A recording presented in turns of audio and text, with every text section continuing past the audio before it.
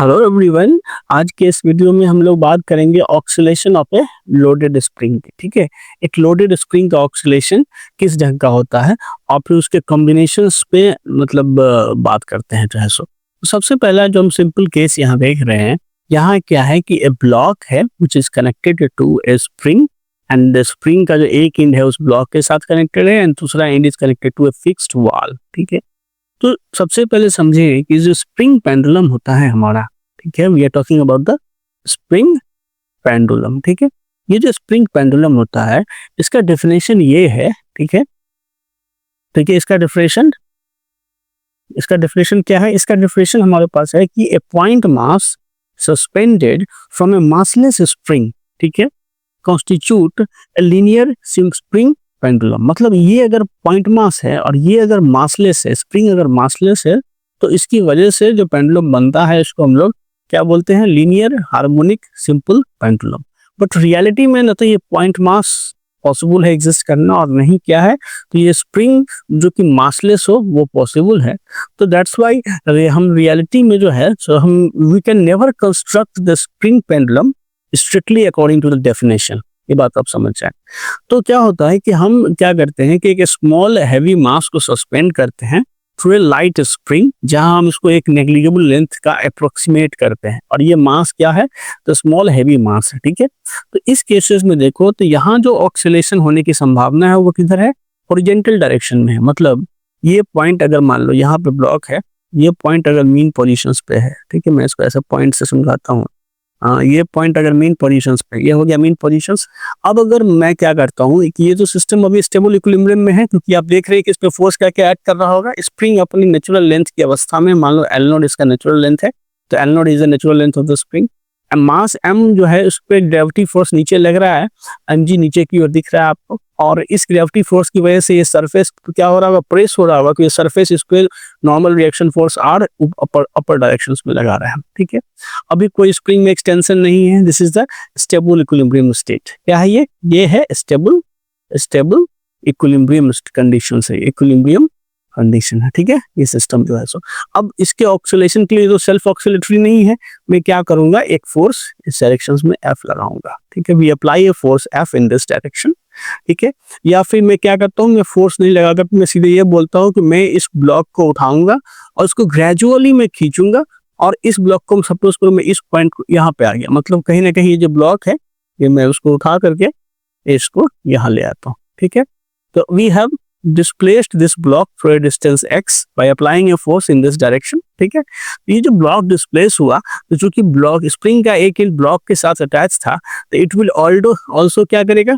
इससे हमारा स्प्रिंग भी स्ट्रेच होगा। तो स्प्रिंग में ये जो स्ट्रेचिंग है, ये स्प्रिंग में ये सेम एक्स लेंथ का स्ट्रेचिंग स्प्रिंग में भी आ गया। ठीक है, तो अब क्या होगा कि the moment you release this block, ये जो फोर्स था इसको अप्लाई करना बंद कर दोगे, यू रिलीज दिस ब्लॉक, तो क्या होगा? इसमें जो रिस्टोरिंग फोर्स है इधर की ओर, क्या है? स्प्रिंग का रिस्टोरिंग फोर्स क्या है? K into elongation in the spring. ये स्प्रिंग का क्या है? मतलब रिस्टोरिंग फोर्स है। तो when you release this block, तो ये रिस्टोरिंग फोर्स के इन्फ्लुएंस में ब्लॉक क्या होगा? इधर की ओर जाएगा।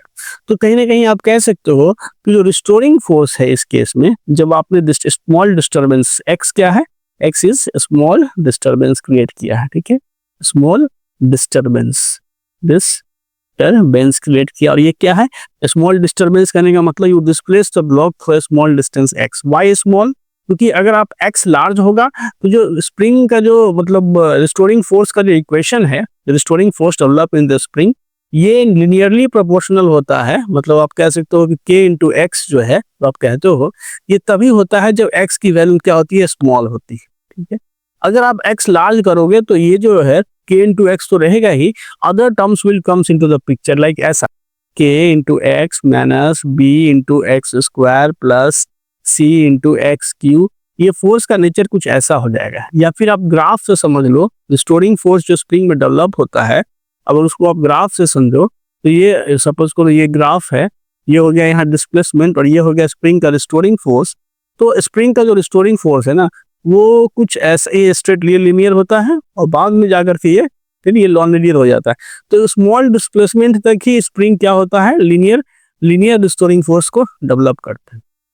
इसलिए हम जो स्मॉल डिस्टर्बेंसेस अज्यूम करते हैं ताकि हम स्प्रिंग का जो परफॉर्मेंस है उस डिस्टर्बेंस में, उस डिस्प्लेसमेंट में लीनियर रहे। ये बात समझ में आती है। तो मैंने कहा कि जो रिस्टोरिंग फोर्स होगा इस केस में F R, this is equal to minus of K into. अब बोलोगे सर आपने minus of K into X क्यों ले लिया? देखो ये जो पॉइंट है ये इक्विलिब्रियम कंडीशन है। मैं ये एज्यूम करता हूँ कि जब ब्लॉक हमारा इस पोजीशन से इधर की ओर जाएगा तो ये डायरेक्शन हम पॉजिटिव लेते हैं, ठीक है, और जब ब्लॉक ले डायरेक्शन हो गया मेरा नेगेटिव, ठीक है। तो जब मैंने ब्लॉक को इधर डिस्प्लेस किया तो इस केस में एक्स पॉजिटिव हो गया, एक्स पॉजिटिव हो गया, तो रिस्टोरिंग फोर्स मेरा किधर लग रहा? इधर की ओर लग रहा। और इधर की ओर मतलब क्या लग रहा है? Restoring force is in negative direction, that's why this will leads to the same result. अगर तुमने ब्लॉक को यहाँ से इधर न ले जा करके इधर की ओर ले गए तो क्या हुआ? इस डायरेक्शन में इधर की ओर अगर ब्लॉक किया तो इस डायरेक्शन में क्या हो गया? एक्स की वैल्यू क्या हो गई? नेगेटिव हो गई। और अगर x की वैल्यू नेगेटिव हो गई तो it will gives you a positive direction restoring force, क्योंकि आप देख रहे हो कि स्प्रिंग कंप्रेस होगा तो फिजिकली क्या होगा? तो ये इधर की ओर फोर्स लगाएगा। तो अल्टीमेटली क्या है कि द नेगेटिव साइंस ये इंश्योर करता है कि रिस्टोरिंग फोर्स और डिस्प्लेसमेंट का डायरेक्शन हमेशा अपोजिट होता है। That's why we have taken here the negative sign, ठीक है। तो यहाँ से देखो जो रिस्टोरिंग फोर्स लगा वो ये हो गया। अब इस ब्लॉक का मास m है तो हम लिख सकते हैं एक्सेलरेशन जो होगा ब्लॉक का m into a is equal to minus of k into x, and that will leads to acceleration a equal to minus of k by m into x। अब हमने जो पढ़ा है स्टैंडर्ड इक्वेशंस ऑफ एसएचएम का, ठीक है, SHM का standard equation क्या कहता है? Acceleration a is equal to minus of omega square into displacement x। ये था, ये क्या है? ये है स्टैंडर्ड इक्वेशंस ऑफ एसएचएम। ये क्या है? स्टैंडर्ड इक्वेशन ऑफ एसएचएम ये है।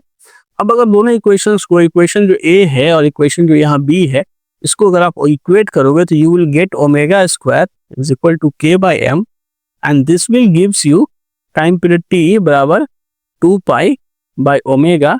और ये कितना आ जाएगा? ये 2 पाई बाई ओमेगा करोगे तो टाइम पीरियड आ जाएगा 2 pi root under of m by k। अगर फ्रीक्वेंसी की बात करते हो तो f बराबर क्या आ जाएगा? 2 pi root under k by m। Frequency क्या होता है? Frequency is 1 by time period t होता है। अब यहाँ से देखो एक बड़ा ही मतलब इंपॉर्टेंट इंफॉर्मेशन निकल के सामने आता है टाइम पीरियड और फ्रीक्वेंसी को देखो तो this is independent of the acceleration due to gravity. क्या है ये क्या है? तो ये है इंडिपेंडेंट है, independent of acceleration due to gravity, acceleration due to gravity. Gravity से ये क्या होगा? इंडिपेंडेंट होगा। तो time period of oscillation in this particular case you see that it is 2 pi root under m by k, and this यहाँ कोई g का कोई टर्म तो नहीं है, एक्सेलरेशन ड्यू टू ग्रेविटी का कोई टर्म तो नहीं है। तुम कह सकते हो कि टाइम पीरियड क्या हो गया?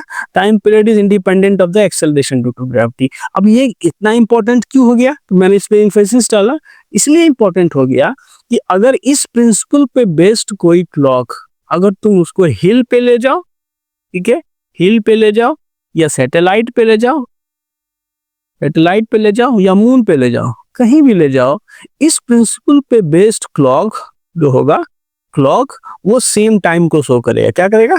सेम टाइम को बताएगा, ठीक है। So the time period of the spring pendulum is independent of the acceleration due to gravity, and this is why the clock based on the spring pendulum will keep proper time everywhere on the hill, on the moon or on the satellite। Time period बदलेगा नहीं, यहाँ तक कि जो spring pendulum will not changes inside the liquid.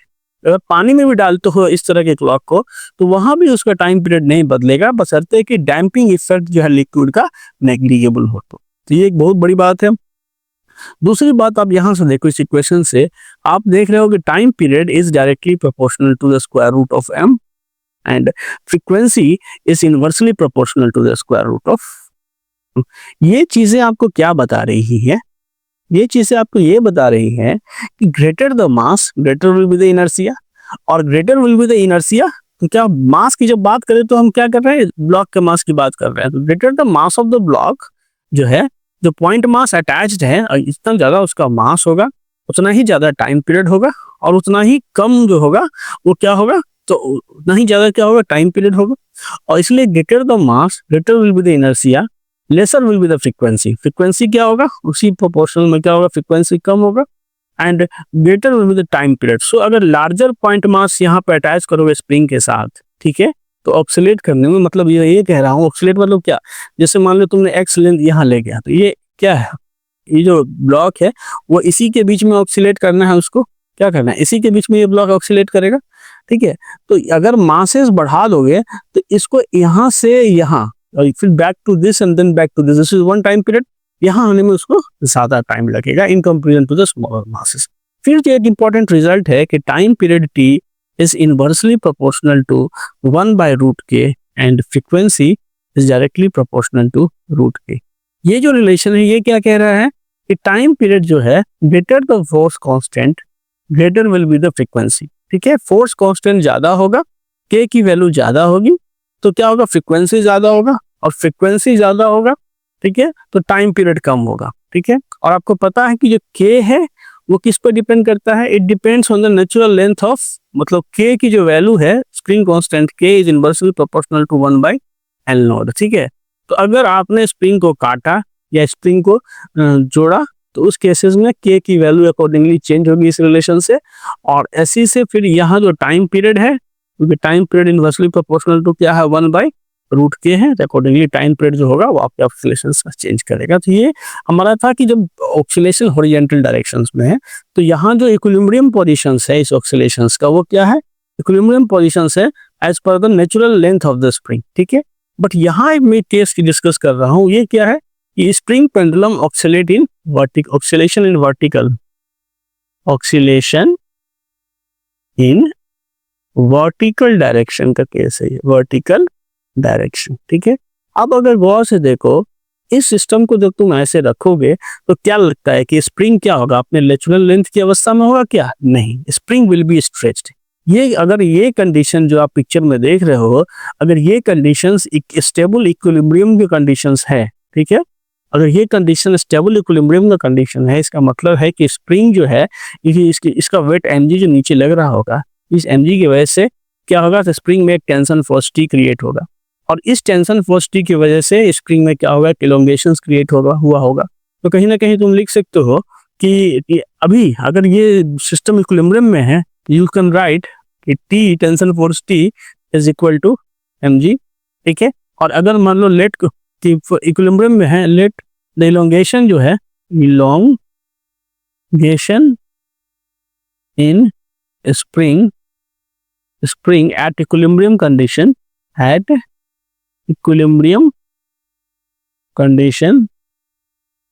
is क्या है, x node है। तो आप लिख सकते हो यहाँ से क्या चीज की tension force T is equal to k into x node.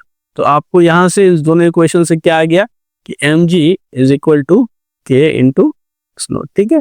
ये हो गया इक्विलिब्रियम कंडीशन, मतलब कि जब ये स्प्रिंग इक्विलिब्रियम अवस्था में है तो स्प्रिंग में जो है सो एक पर्टिकुलर अमाउंट ऑफ इलोंगेशन है, मतलब मीन पोजीशन, अगर आप देखो ये पॉइंट अगर मीन पोजीशन है तो मीन पोजीशंस वो पोजीशंस है जहां स्प्रिंग में इलोंगेशन है। पिछले केसेस में स्प्रिंग में कोई इलोंगेशन नहीं था।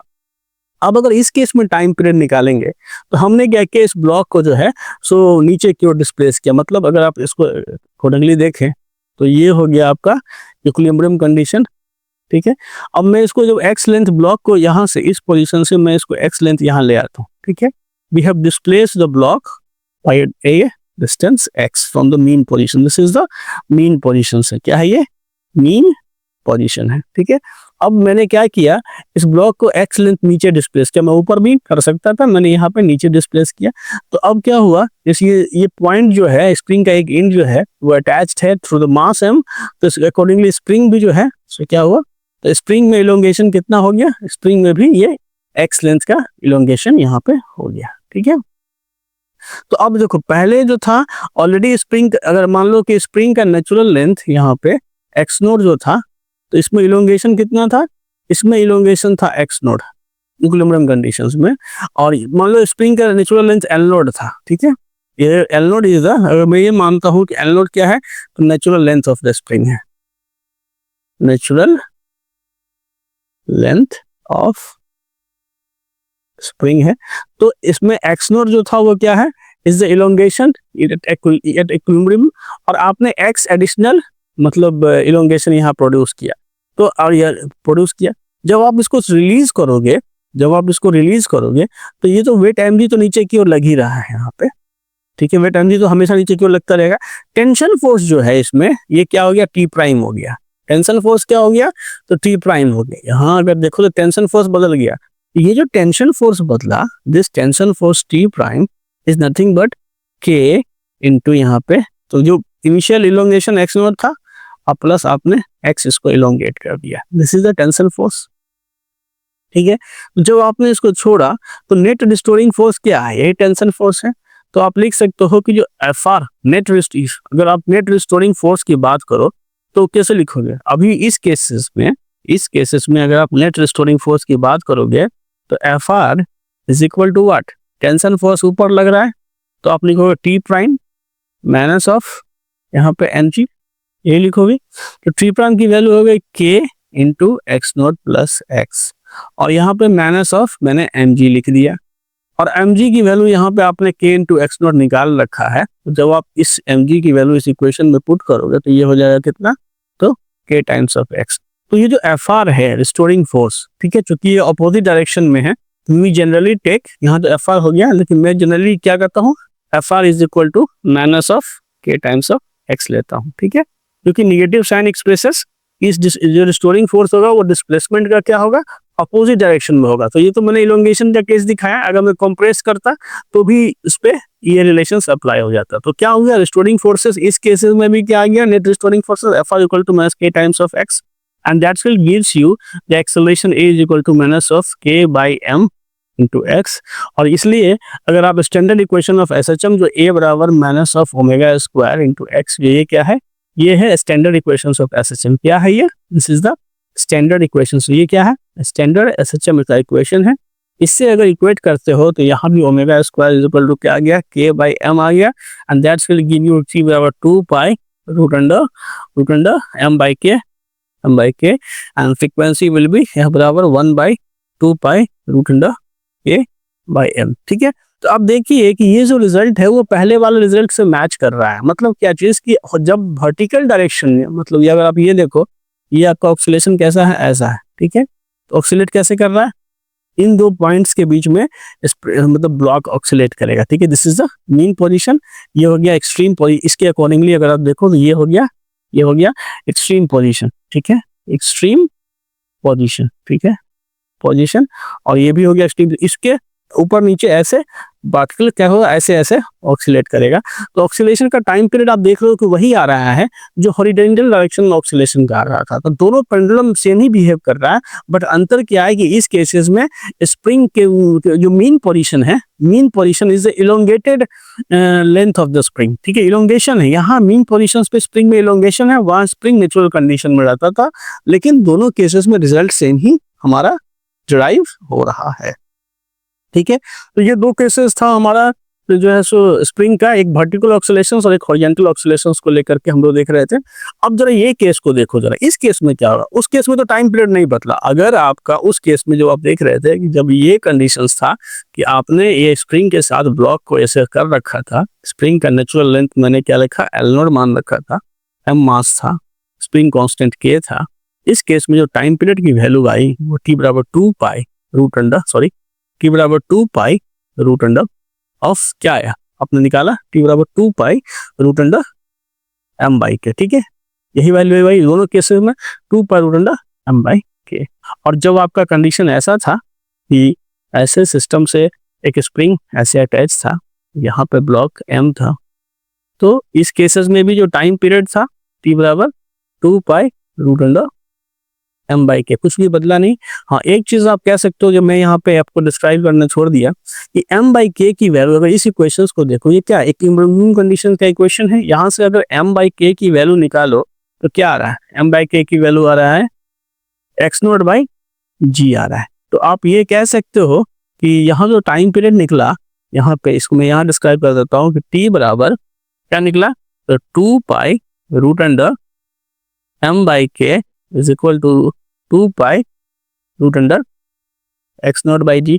तो आपको यहाँ कहीं ना कहीं दिख रहा होगा कि जी आ गया। आप कह दो कि सर टाइम पीरियड तो जी का फंक्शन हो गया यहाँ, मतलब इस केसेस में जो है ऑक्सीलेशन जब होगा तो जी डिपेंडेंट हो गया, लेकिन एयर जी डिपेंडेंट नहीं हुआ। ठीक है, इसको समझ लो। यहाँ जी तो दिख रहा, लेकिन जो एक्सिस यहाँ क्या है, to time period is 2 pi root under extension in the spring but acceleration due to gravity.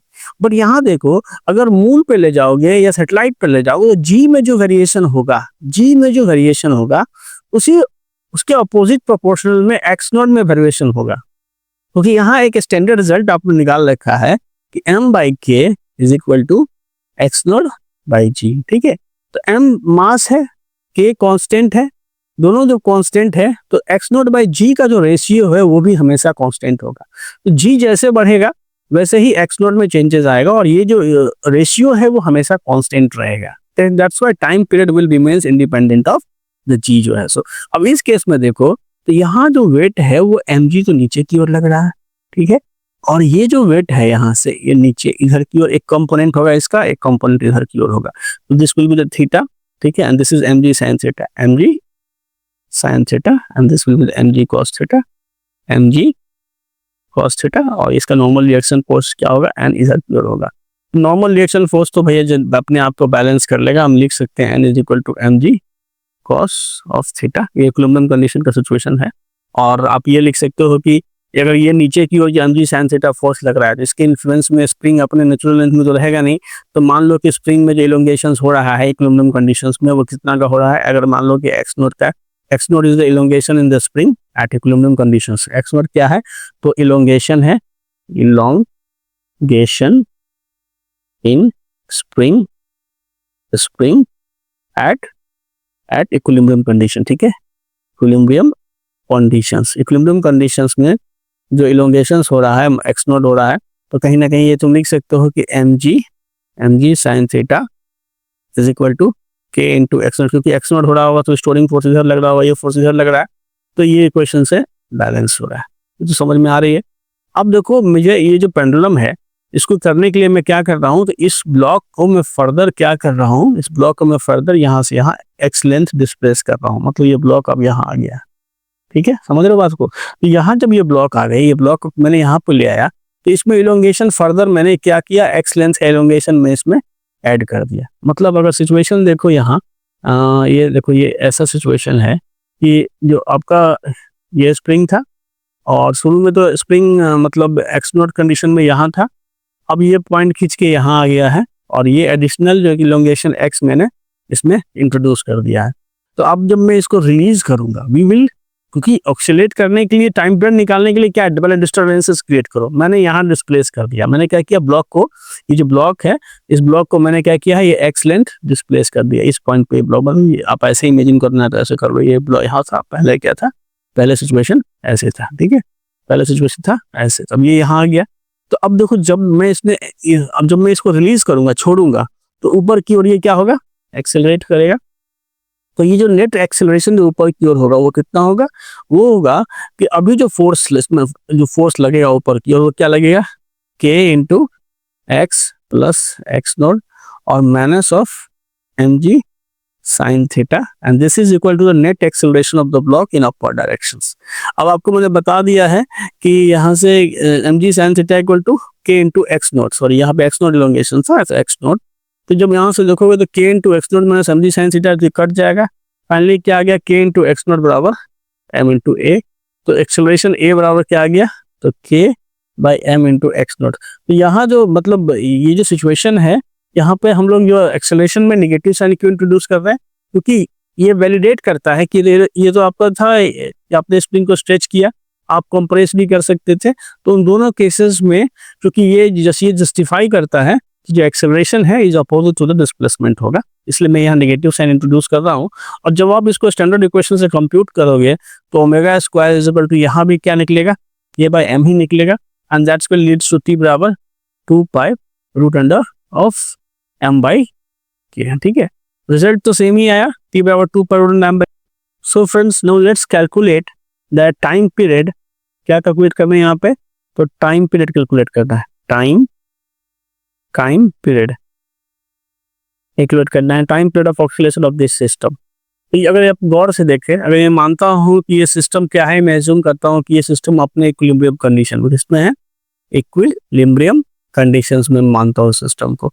तो जैसे ही मैं इसको इक्विलिब्रियम कंडीशन में मानता हूँ, इसका मतलब मैं एज्यूम करता हूँ कि इस वेट mg की वजह से यहाँ पे जो टेंशन फोर्स T क्रिएट हुआ होगा और ये टेंशन फोर्स पुली के अराउंड यूं डिस्ट्रीब्यूट हुआ होगा, और इस टेंशन फोर्स की वजह से जो स्प्रिंग में इलोंगेशन जो हो रखा होगा इक्विलिब्रियम कंडीशन में, वो एक्स नोड है। सो कहीं ना कहीं मैं ये क्या एज्यूम कर रहा हूँ कि एक्स नोड क्या है, इलोंगेशन इन स्प्रिंग, ठीक है, spring at equilibrium conditions, equilibrium conditions हो गया, ठीक है। तो अब अगर देखा जाए तो मैं ये कह सकता हूँ यहाँ से कि mg इज कहीं ना कहीं equal to tension force T and कहीं ना कहीं equal to k times of x naught, क्योंकि यहाँ पे अगर इक्वेट करो फोर्स को, ये स्प्रिंग इधर की ओर जो है तो k times of x note से टेंशन फोर्स को बैलेंस करने की कोशिश कर रही होगी, तो T इज इक्वल टू यहाँ पे k times of x naught is equal to यहाँ पे mg, ये रिलेशन यहाँ पे आ गया एट इक्विलिब्रियम कंडीशंस में। अब मैंने क्या किया, ये जो ब्लॉक है ये इक्विलिब्रियम कंडीशंस में था, तो ये मीन पोजीशन हो गया। मैंने इस ब्लॉक को क्या किया, खींच के नीचे की ओर, मान लो एक्स डिस्प्लेसमेंट नीचे की ओर डिस्प्लेस किया। अब यदि ब्लॉक नीचे की ओर एक्स लेंथ डिस्प्लेस हुआ, मतलब कहीं ना कहीं अगर आप देखें तो ब्लॉक इस पोजीशंस में आ गया, तो इस एक्स लेंथ डिस्प्लेसमेंट की वजह से, मतलब let move the block x distance downward, ठीक है, डाउनवर्ड, ठीक है। यदि मैंने एक्स डिस्टेंस डाउनवर्ड उसको किया, तो अब जो इसमें यहाँ चूंकि स्ट्रिंग के साथ तो अटैच है ही, तो यहाँ जो टेंशन फोर्स होगा वो बदल जाएगा, वो टी प्राइम हो गया, अलग टेंशन फोर्स हो गया। तो टेंशन फोर्स का distribution through out the string ऐसा हो गया। अगर मैं इसको रिलीज करता हूँ तो रिस्टोरिंग फोर्सेस क्या है, नेट रिस्टोरिंग फोर्सेस क्या है इस केस में, नेट रिस्टोरिंग फोर्स क्या है, नेट रिस्टोरिंग फोर्स है यहाँ पे माइनस ऑफ टी प्राइम, ठीक है। This is a net restoring force if you release now. तो अगर इसकी वैल्यू निकाल लें और स्टैंडर्ड इक्वेशंस ऑफ एसएसएम से कैलकुलेट कर दो, टाइम पीरियड आ जाएगी। अब इसकी वैल्यू क्या हो जाएगी, टी प्राइम की वैल्यू, नेट रिस्टोरिंग फोर्स की वैल्यू। तो नहीं, इस केसेस में net restoring force is not equal to T prime, this is equal to what, T prime minus of mg, this is a net restoring forces, ठीक है। अब अगर देखें यहाँ से टी प्राइम की वैल्यू क्या आ गई, तो पहले स्प्रिंग एक्स नोड लेंथ था और अभी जो आपने एक्स लेंथ का फर्दर एक्सटेंशन किया है, स्ट्रिंग क्या है, अनस्ट्रेचेबल है, तो जितना भी एक्सटेंशन आपने यहाँ ब्लॉक को लाने में नीचे किया है, स्प्रिंग तो स्ट्रेच हुआ नहीं होगा, पुली मूव किया नहीं होगा, मतलब फाइनली देखो तो ये जो मास एक्स लेंथ नीचे आया, इसको एक्स लेंथ जो है लंबाई बढ़ी इस स्ट्रिंग की, वो इलोंगेशंस इन द स्प्रिंग के द्वारा ही कंट्रीब्यूट हुआ होगा। So you can say that displacing the block bye x distance downward is finally contributed by the elongation in the spring, ठीक है। सो तुम ये कह सकते हो कि टेंशन फोर्स का जो टी प्राइम है, यहाँ पे टेंशन फोर्स जो अभी टी प्राइम है, this T prime is nothing but k into x naught plus x और यहाँ से minus of mg, and this is the net restoring force fr। And now you can say कि चूंकि mg is equal to k into यहाँ पे जो x naught था, x naught था वो इनिशियल इलोंगेशन था इक्विलिब्रियम में, यहाँ से k into x naught plus x minus यहाँ पे x naught, this is fr, ठीक है, this is fr and that's why restoring forces क्या आई है, restoring forces fr is equal to k into x आ गया, ठीक है। तो ये जो restoring forces k into x है, ठीक है, तो यहाँ तो मैं एक पर्टिकुलर डायरेक्शन में एज्यूम्शन कर रहा था, मतलब अगर आप लिखे तो net restoring forces minus k times of x होगा, वहाँ की x जो है मतलब ये इंडिकेट करेगा कि अगर आपने इसको नीचे की ओर डिस्प्लेस किया, ठीक है, if you displace it downward the storing force will be upward and that's makes it negative, and if you displace the block, ठीक है, डाउनवर्ड जब तुमने डिस्प्लेस किया तो, ठीक है। तो यहाँ से आ गया और यहाँ से अगर आप निकालें तो ओमेगा इज इक्वल टू कितना आ जाएगा, तो ओमेगा स्क्वायर, यहाँ से एक्सेलरेशन एआर निकालेंगे तो क्या हो जाएगा, minus of k by mass of the block into x, तो omega square is equal to यहाँ से आ गया k by m and that's leads to the time period T बराबर 2 pi root under m by k, time period is equal to 2 pi root under m by k जो है, उसकी value यहाँ से आ जाएगी इस केसेस में।